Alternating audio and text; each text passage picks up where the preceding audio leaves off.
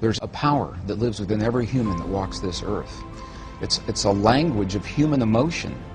And the power of human emotion that we typically discount in our culture, not so in other cultures, but in our culture, the power of that emotion to literally change the conditions that we're talking about, the conditions of the healing within our bodies. And what the experiments are showing is that this power of emotion has the ability to influence not only our bodies biologically, but beyond our bodies into the physical world on the quantum level.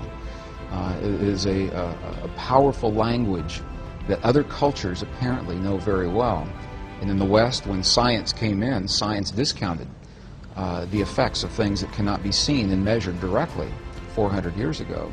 And now they're coming back full circle with the language of quantum science, reincorporating these forces, but the feeling and the emotion and the power of human emotion is among those forces that cannot be seen. The laboratory experiments are documenting the fact, and it is a fact now, that human emotion changes the DNA inside of our bodies and the way we function in this world, and that those effects extend beyond our bodies into the physical matter of the people in the world around us when we learn that language.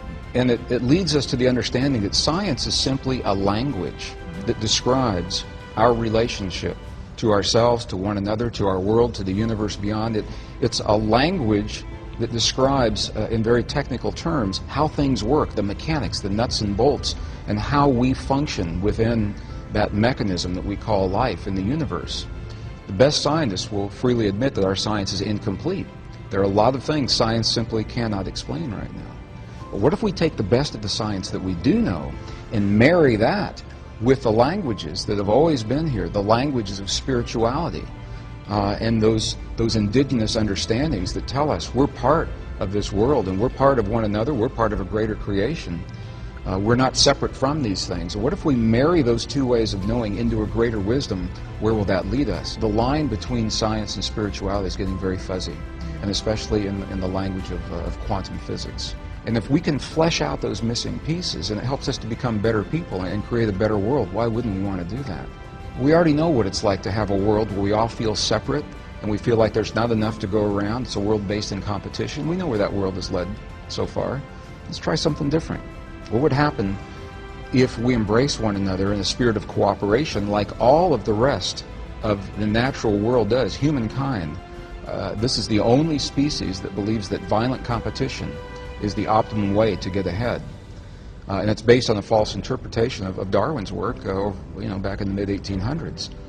But all their species in nature, without fail, show that cooperation among the species will always produce the strongest of the species, the greatest number of offspring, the greatest ability to meet the challenges of whatever it is. In the bottom line, it says that you and I and our listeners, we have a latent power. It's dormant. It's sleeping within us.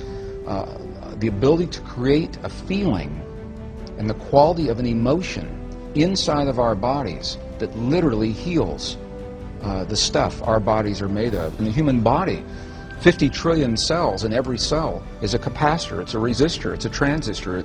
It stores energy, it releases energy. Every cell in our body has about 1.17 volts of electrical potential. So you stop and think that 50 trillion cells, and do the math, 50 trillion times 1.17 volts, and all of a sudden you realize that we have the potential of being very, very powerful beings. And the question is, how do we focus that? The Western scientists now acknowledge the fact, and it is a fact, that we are bathed in a field of intelligent energy. It's everywhere all the time. It's not out there. It's inside of me. It's inside of you. We connect with it.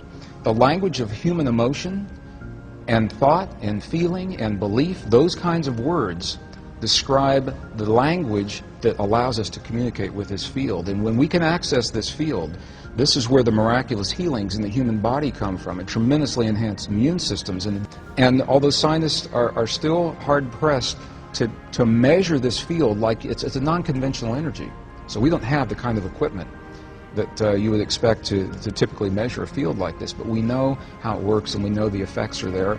Other cultures have known it for 5,000 years. So it's marrying the best science of our time with that ancient wisdom. Not only are we not told that we're powerful, we have been led and conditioned in our culture and in our families and our society to believe that we are not powerful, and that power lies somewhere else, that it lies with a church, or it lies with an organization, or it lies with a doctor, or it lies with a scientist, or someone who has knowledge and power that we do not have.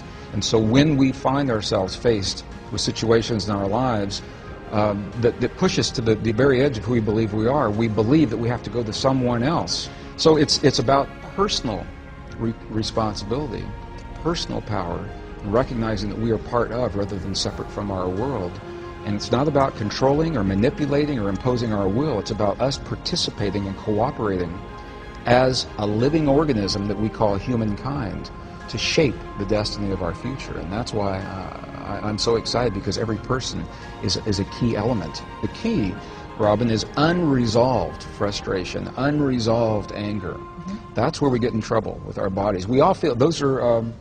We all feel them because they're signals telling us about our environment, what's happening in the world. We want to feel those. The key is, when we do feel them, to recognize what they're saying and what to do about them, what they mean to us personally, and to resolve and reconcile whatever it is that is being brought to our attention in that moment. And the language of our heart speaks to the stuff our world is made of, to our bodies and to the physical reality of this world. The world will mirror back what it is that we're feeling in our hearts. When we're feeling anger, hate, jealousy, rage, you're going to see it in your relationships, you're going to see it in your health, you're going to see it in your body. Intuitively, we know that. And the flip side works as well. The key is to hone that feeling of peace or of healing, to feel the things as if they've already happened, to feel the peace in our world as if it's already happened, or the healing in our loved ones as if that healing has already happened. And in that way, we are giving this field something to work with, so it can mirror that back in the quantum world. And there are all kinds of self-help. Everyone learns differently, so what works for my anger and your anger or someone else's may not be the same thing. But the key is to honor the language of human emotion in our hearts. Forgiveness is vital. It's necessary for us to move forward in our lives. We'll all have experiences where we feel betrayed or hurt, where we feel that something has been taken from us by those who had power over us, either physically, emotionally, materially, something like that. We'll all have those experiences. The key to transcending those is to get past them, and you can't get past them by sweeping them under the carpet. Compassion is the word that the Buddhist traditions, we go in those monasteries in Tibet, they look at what's happened to their lives and what they've lost, and you're hard-pressed to find an angry Buddhist in the monasteries in Tibet. And in the pre-Judeo-Christian traditions, there was a sect called the Essenes, E-S-S-E-N-E-S.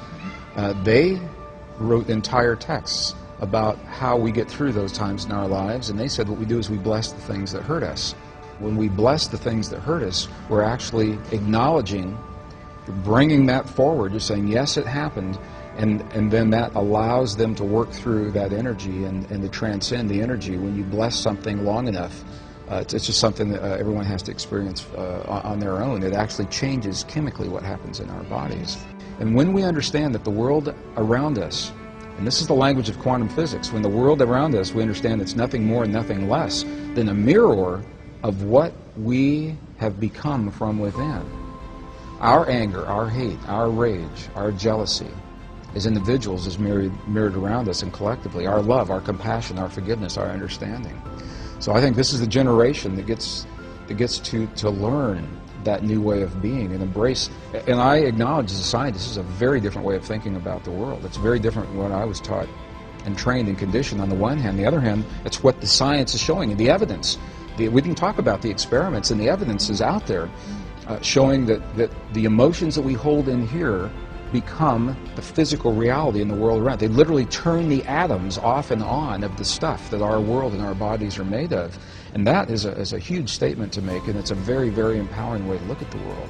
When we choose peace and healing and love and compassion and forgiveness and understanding and tolerance in our hearts, we know that changes the chemistry in our bodies and we're healthier. That's a fact.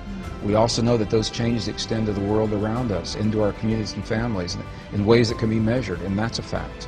And with those two facts, I think that we can move on in this 21st century and not let the frightening conditions of the world disempower us. We can look at that world square in the eye and say, yes, these things have happened, but there's a power within us, and maybe we'll outgrow the need for war.